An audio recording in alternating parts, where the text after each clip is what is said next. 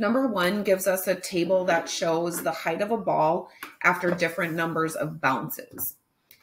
Can the height in centimeters after n bounces be modeled accurately by a linear function? And part B asks us if it can be modeled by an exponential function. So remember, when we're looking at linear functions, we're looking at the difference between the two numbers. So that means we're looking at what are we adding or what are we subtracting to get to the next one. So we'll do 61 minus 83, and we get that we went down 22. 46 minus 61 gives us down 15. 35 minus 46 gives us down 11. And then 26 minus 35 gives us down 9. If the model can be accurately shown by a linear function, then these numbers would be consistent. They would be very close to each other, or exactly the same. So in this case, they are not very close to each other. So this would not be able to be modeled by a linear function. No, the differences are too far apart from each other. They are not consistent enough. So then in part B, if we're looking at whether or not it's going to be an exponential function, then we want to look at what we multiply or divide, the common ratio. So in this case, we're going to divide when we look at these. So we're going to do 61 divided by 83, and we'll get that this one has a growth factor of 0.73. When we do it here, 46 divided by 61, we get 0.75. When we do it here, we get 0.76. And when we do it here, we get 0.74. Whoops.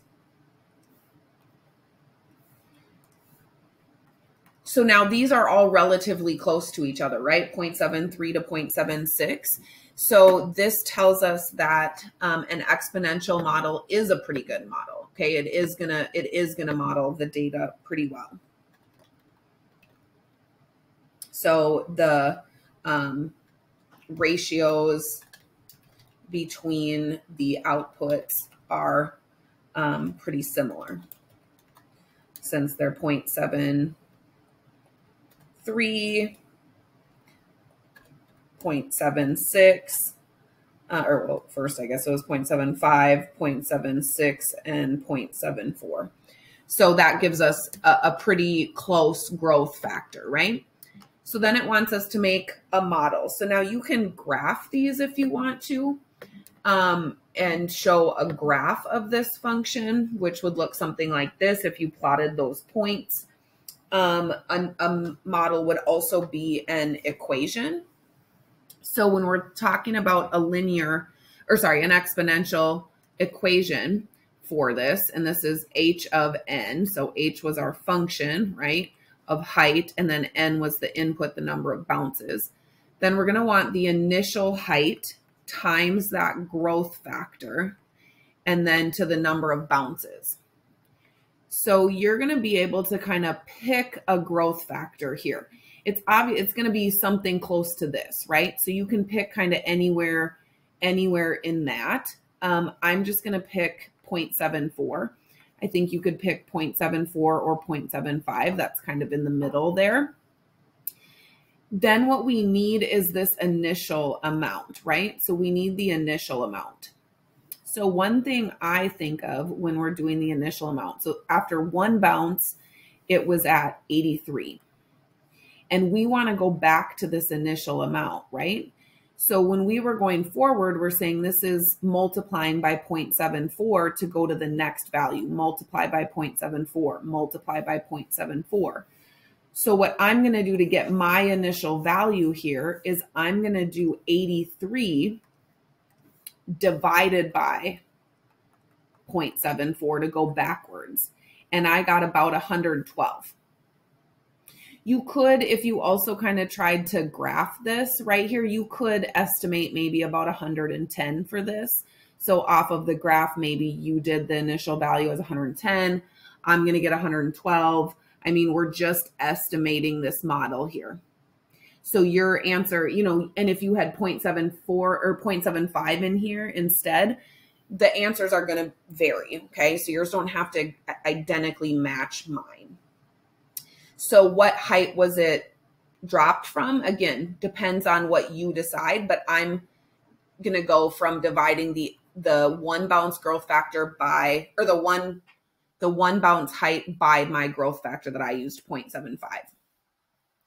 Then it says use your model to estimate how many bounces it'll take before the rebound is less than 10. So then you can just plug numbers in. So if I plug in H of 8 into here, so 8 bounces gives me about 10.08 centimeters. And this wants below. So that means I'm going to have to do another bounce because this is just above. So for me, it's going to be 9 bounces.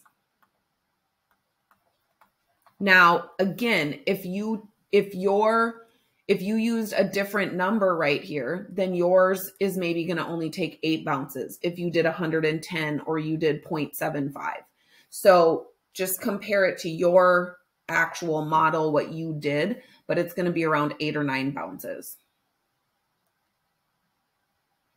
Number 2, Mai used a computer simulation to roll number cubes and count how many rolls it took before the number cubes all came to 6s. Here's a table showing her results. Would a linear or an exponential function be appropriate for modeling this data? So you can probably tell right away it's not going to be linear because this goes up, you know, by 20 something, 26, right? And this clearly goes up by way more than 26. So if you looked at what they actually go up by, this is going up by 112, and then this is going up by 645. So it's certainly not linear, okay? But exponential is probably more likely because it's going up more rapidly, which with each cube you put in. And you could, you know, you could get the factors here if you want to. They're still not going to be very consistent. So when you do 31 divided by 5, it's 6.2. 143 divided by 31 is 4.6. And 788 divided by 143 is 5.5. So they're not super close to each other like that, but certainly more close than the linear. So I would say exponential is going to be a better model because the number of rolls is increasing more rapidly with each number cube that is added.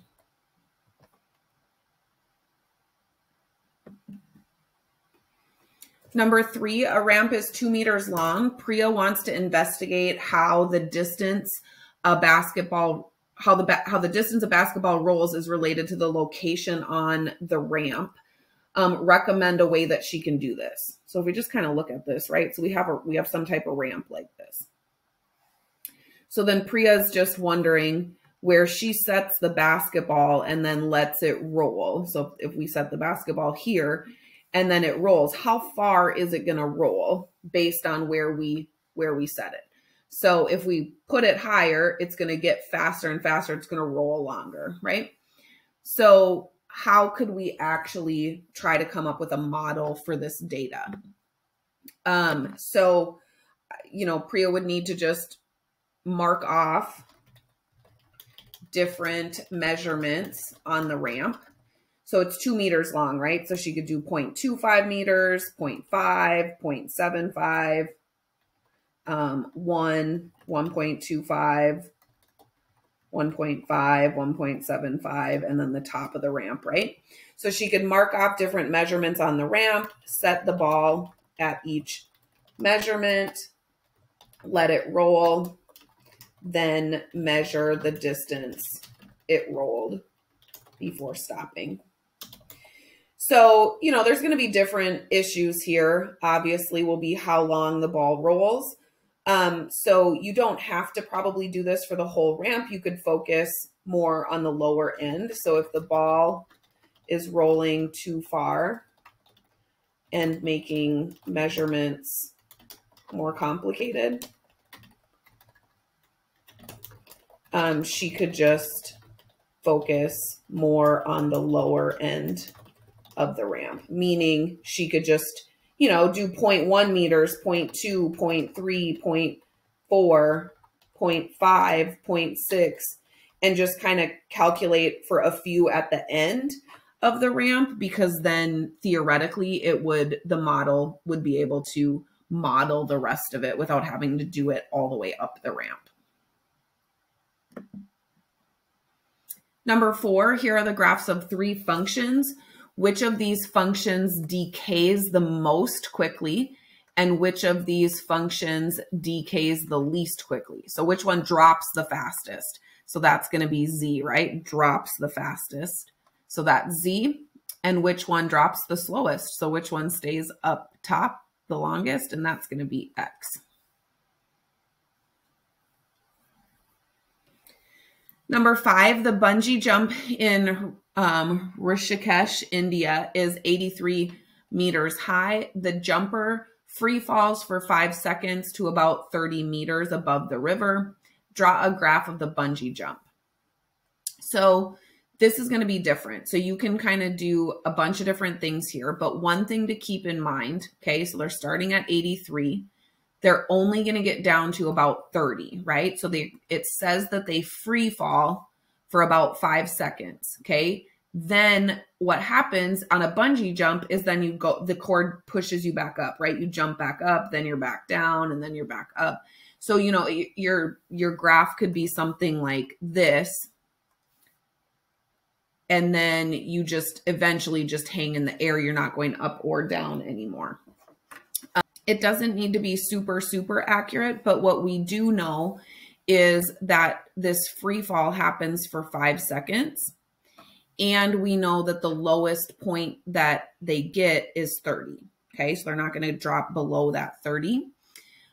So kind of, if your graph shows that, then it's fine. Here's another option of what the graph could look like.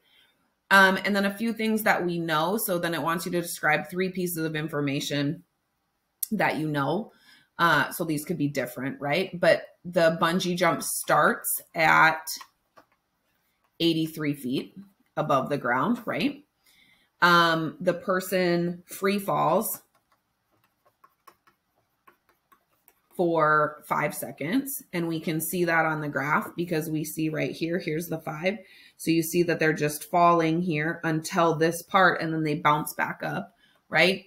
And the person never hits the ground, which is a key part to bungee jumping, right? You don't want to hit the ground. So you want to make sure your cord doesn't stretch long enough for you to hit the ground. But those are just a couple of features. There could be more that you saw. My list is not all inclusive.